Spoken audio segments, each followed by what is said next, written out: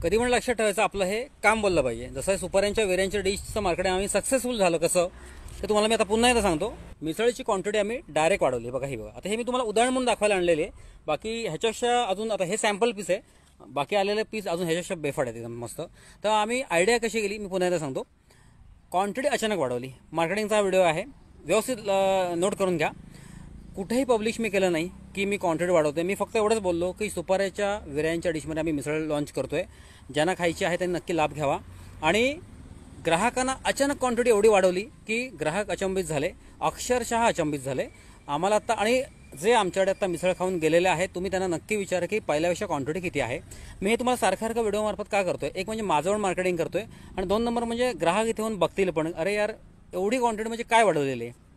तर फक्त तुम्हाला पुन्हा एकदा सांगतो, ही जी सुपारीची वेऱ्यांची डिश आहे ही आता तुम्हाला दोन डिश मिळतात, एक पावासाठी मिळते, दुसरी डिश आहे ती मिसळसाठी मिळते। आता मे महिन्यानंतर ती डिश थोडी चेंज होणार आहे आणि त्या डिश म्हणजे सुपारीची वेऱ्यांची डिश मिसळायला मिळेल, पावासाठी आपण डिश जरा वेगळी आपण मागवलेली आहे आणि ती थोडीशी वेगळ्या पद्धतीची असेल। सुपारीची वेऱ्यांची असेल असं नाही, पण आत्ता स्कीम असल्या कारण आम्ही दोघांनाही ही डिश देतो आहोत, पावाला पण देतोय आणि मिसळला पण देतोय। फक्त मिसळसाठी डिश ही कायमस्वरूपी राहील, पावासाठी डिश आम्ही वेगळी जरा मागवतोय वेगळ्या पद्धतीची।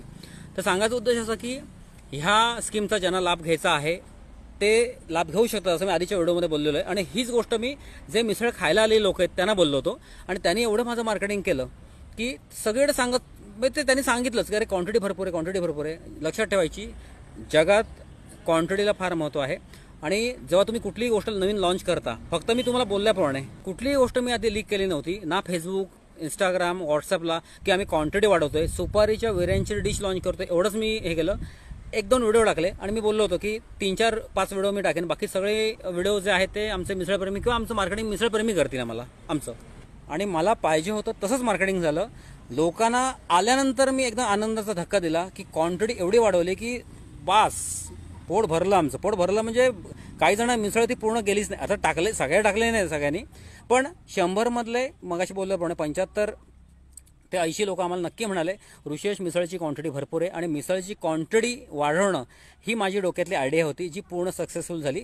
सुरुवातीला बरेच जण म्हणाले अरे हा विषय अजून कोकणात कोणी केला नाही आहे, काय ऐकवत नाही अजून की मिसळ सुपारीच्या वेऱ्यांच्या डिशमध्ये चालू केले।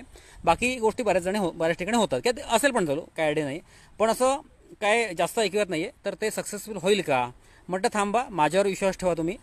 कसं आहे ज्यांच्याकडनं विराय घेतो ना त्यांना पण मी ॲडव्हान्स काही 1000 बेडची ऑर्डर दिलेली आहे, त्याच्यामुळे म्हटलं तुम्ही काळजी करू नका। तो मार्केटिंगचा विषय माझ्याकडे राहिला, बाकी सगळं बघायला स्वामी समर्थ महाराज आहेत। मग स्वामींचं नाव घेतलं, गणपती बाप्पाचं नाव घेतलं पोळ्याच्या आपल्या आणि वेऱ्यांच्या डिशमध्ये मिसळ बनवायला सुरुवात केली, म्हणजे क्वांटिटी वाढवायला सुरुवात केली आणि क्वांटिटी ती पूर्ण वाढवली आणि ग्राहकांना आल्यानंतर एकदम आनंदाचा धक्का बसला। आणि क्वांटिटी एवढी मजबूत आहे की त्या क्वांटिटीनेच माझं मार्केटिंग केलं। मी पुन्हा एकदा सांगतो 3,500 ते 4,000 प्लेटचं ॲडव्हान्स बुकिंग माझं झालेलं आहे, पुढच्या 7.5-8 महिन्याचं ॲडव्हान्स बुकिंग आणि होतच आहे, टोकन लोक घेत आहेत। धन्यवाद, आभारी आहे।